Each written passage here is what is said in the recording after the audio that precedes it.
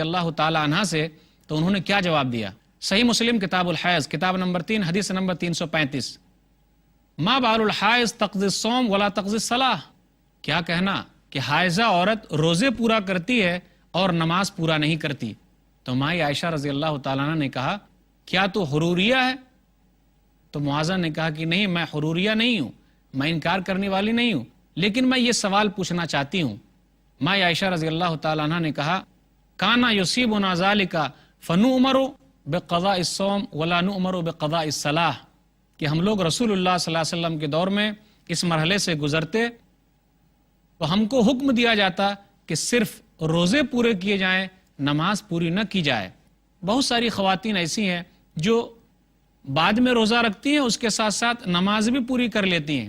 ایسا نہیں ہونا چاہیے، بلکہ انہیں صرف چھوٹے ہوئے ایام کے روزے ہی بعد میں پورا کرنا ہے۔ اسی طرح بہت ساری عورتیں ایسی بھی ہیں جو استحاضہ کی شکار ہوتی ہیں، حیض کے خون کے بعد جتنی مدت ہے اس کے بعد بھی ان کو اگر خون آتا ہے تو وہ بیمار کہلائیں گی۔ اسی طرح 40 دن کے بعد بچے کی ولادت کے بعد بھی اگر خون آتا ہے تو وہ بھی بیمار کہلائیں گی۔ یہ حدیث ان لوگوں کے لیے بھی دلیل ہے جو میں ابھی پڑھنے جا رہا ہوں، جس کو ہوا خارج ہونے کی شکایت ہے، یعنی وہ وضو بناتے ہیں فوراً ہوا خارج ہو جاتی ہے، تو کیسے نماز پڑھیں گے؟ پھر اسی طرح یا کچھ لوگ ایسے بھی ہیں جن کو پیشاب کے قطرے گرنے کی شکایت ہے، تو وہ لوگ نماز کیسے پڑھیں گے؟ تو یہ حدیث ہے سنن ابی داؤد کتاب الطہارہ کتاب نمبر 1 حدیث نمبر 286 کہ نبی صلی اللہ علیہ وسلم نے فاطمہ بنت ابی حبیش سے کہا تم تو جانتی ہو کہ حیض کا خون جو ہے وہ کالا ہوتا ہے، سیاہ ہوتا ہے، اس کے علاوہ اگر خون آئے فتوضئی وصلی فانما هو عرق، تو وضو کر اور نماز پڑھ کیونکہ وہ رگ کا خون ہے۔ تو یہ بیماری کی وجہ سے ان کو ایسا ہو رہا ہے۔ تو جو لوگ بھی پیشاب کے قطرے کی بیماری میں مبتلا ہیں، یا جو لوگ ہوا خارج بار بار ہو جانے کے بیماری میں مبتلا ہیں، یا جو عورتیں استحاضہ کی بیماری میں مبتلا ہیں، تو یہ حدیث دلیل ہے ان لوگوں کے لیے کہ وہ چیز بیماری کہلائے گی، اور اتنے وقت کے بعد ان کو وضو کر کے نماز پڑھنا ہے۔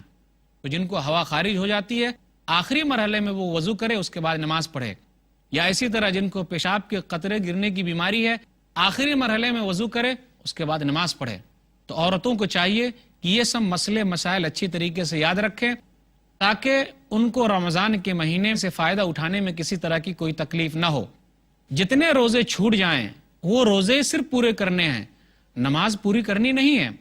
ماں عائشہ رضی اللہ تعالیٰ عنہ کہتی ہیں، صحیح بخاری کتاب الصوم کتاب نمبر 30 باب نمبر 40، متى يقضى قضاء رمضان حدیث نمبر 1950، كان يكون علي الصوم من رمضان فما استطيع ان اقضيه الا في شعبان، کہ ہمارے اوپر رمضان کے روزے ہوتے تھے، یعنی جو روزے حیض کی وجہ سے چھوٹ جاتے تھے یہ باقی رہتے تھے، تو ہم لوگ شعبان کے مہینے میں پورا کر لیتے تھے۔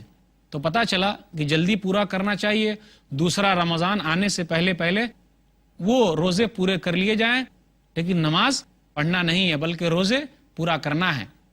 اسی طرح ایک اہم مسئلہ یہ بھی ہے کہ جو عورتیں حمل سے ہے اور وہ تکلیف محسوس کرتی ہیں، روزہ نہیں رکھ سکتی، تو وہ بھی میں یاد دہانی کے طور پر بیان کر رہا ہوں۔ اسی طرح وہ عورتیں جو اپنے بچے کو دودھ پلا رہی ہے لیکن وہ تکلیف محسوس کرتی ہے، تو اللہ تعالیٰ نے ان کے لیے بھی گنجائش رکھی ہے کہ وہ روزہ توڑ دے لیکن بعد میں روزہ پورا کر لے۔ نبی صلی اللہ علیہ وسلم نے ارشاد فرمایا سنن نسائی کتاب الصیام کتاب نمبر 22 حدیث نمبر 2317، ان اللہ عز وجل عن المسافر الصوم وشطر الصلاۃ وعن الحبل والمرض، کہ اللہ تعالیٰ نے مسافر سے آدھی نماز اور روزے کو کم کر دیا ہے، اور اسی طریقے سے حاملہ عورت اور دودھ پلانے والی عورت سے اللہ تعالیٰ نے اس بوجھ کو کم کر دیا ہے، لیکن وہ عورتیں بعد میں اس کو پورا کر لیں۔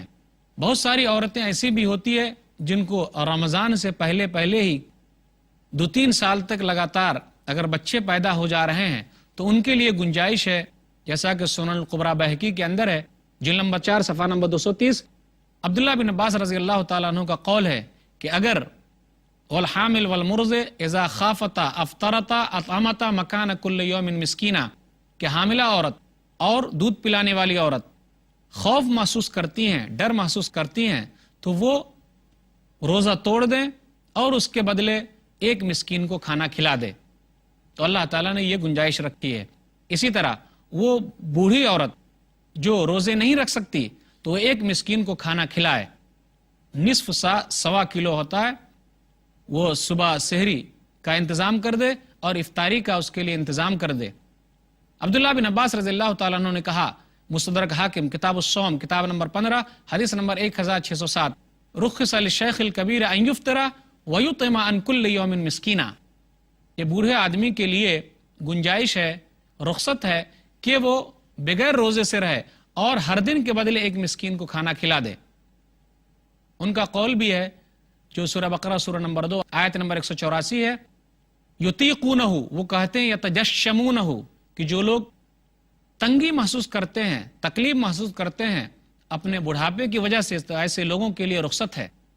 عورتوں کے لیے ہے، خواتین کے لیے کہ رمضان کے مہینے سے وہ بھرپور فائدہ اٹھائیں، وہ اپنے بچوں کو اور دوسرے لوگوں کو یہ سمجھائیں کہ یہ کھانا پینا سی اہم نہیں ہے، بلکہ اس مہینے کے اندر تو ہمیں نیکیاں جمع کرنی ہیں، صدقہ و خیرات کرنے میں بھی آگے رہیں۔ میں ایک حدیث یاد دلانا چاہتا ہوں کہ یہ مہینہ عمرہ کا مہینہ ہے۔ نبی صلی اللہ علیہ وسلم نے ایک عورت ہی سے کہا تھا کہ جا کر عمرہ کر لینا اور اس عمرے کا ثواب حج کے برابر ملے گا۔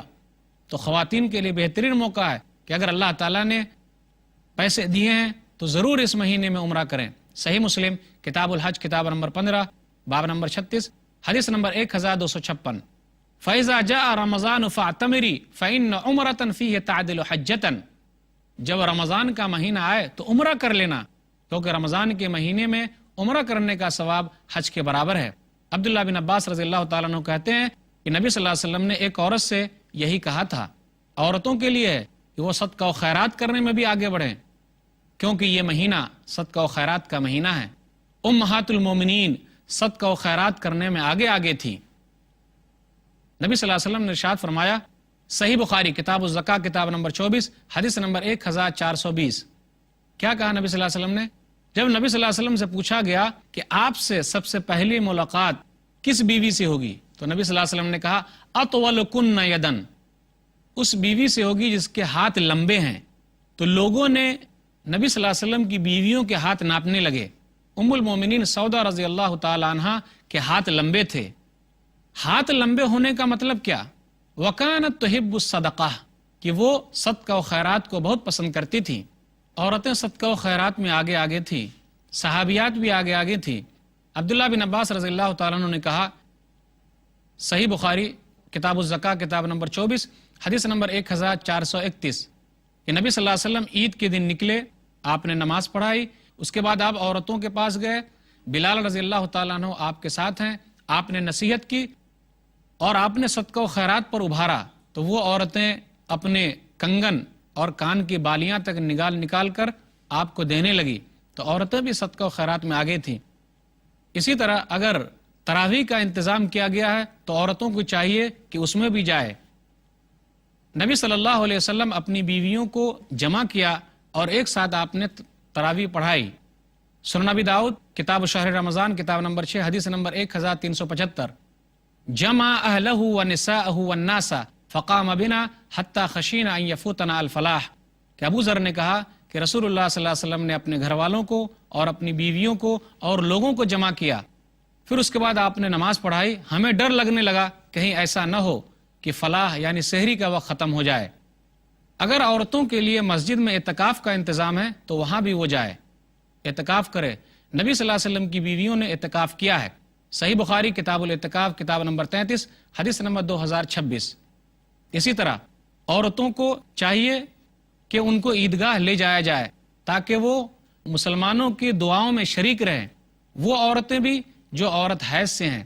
صحیح بخاری کتاب العیدین کتاب نمبر 13 حدیث نمبر 980۔ اسی طرح عورتوں کو چاہیے کہ وہ اپنی طرف سے صدقہ فطر بھی ادا کرے۔ صحیح بخاری کتاب الزکاہ کتاب نمبر 24 حدیث نمبر 1503۔ تو یہ چند مسائل تھے اور مسائل کا تذکرہ پہلے ہو چکا ہے، تو یہ چند باتیں تھی۔ اللہ تعالیٰ سے دعا ہے کہ اللہ تعالیٰ ان باتوں پر خواتین کو عمل کرنے کی توفیق دے. آمین. وآخر دعوانا الحمدللہ رب العالمین وصلی اللہ علی نبینا محمد وآلہ وصحبہ اجمعین. والسلام علیکم ورحمۃ اللہ وبرکاتہ.